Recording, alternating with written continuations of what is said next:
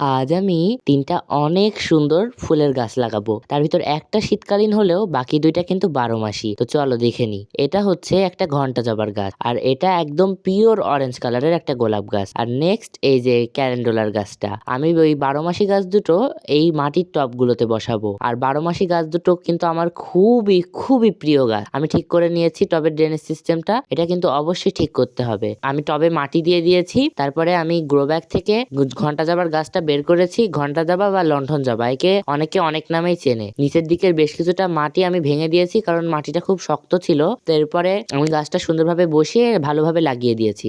গাছে যদি বেশি পানি দিয়ে বা বেশি পানি শুকিয়ে যায় তাহলে কিন্তু গাছটা এমনিই মারা যাবে। তো এরপরে আমি গোলাপ গাছটাও সুন্দরভাবে বসিয়ে দিলাম নিচের দিকের মাটিটা ভেঙে, সেম প্রসেসেই। আর এই গোলাপের কালারটা যে আমার এত পছন্দ হয়েছে, ক্যালেন্ডুলা গাছটা আমি সুন্দরভাবে বসিয়ে দিচ্ছি। এটা কিন্তু আমি একটা ছোট্ট প্লাস্টিক টবে বসাচ্ছি। তো এবার গাছ তিনটাকে আমি পানি দিয়ে কিছুদিনের জন্য ছায়াতে রেখে দিব, বিশেষ করে ঘন্টা জবা গাছটা, কারণ এটা খুবই সেনসিটিভ প্রকৃতির গাছ।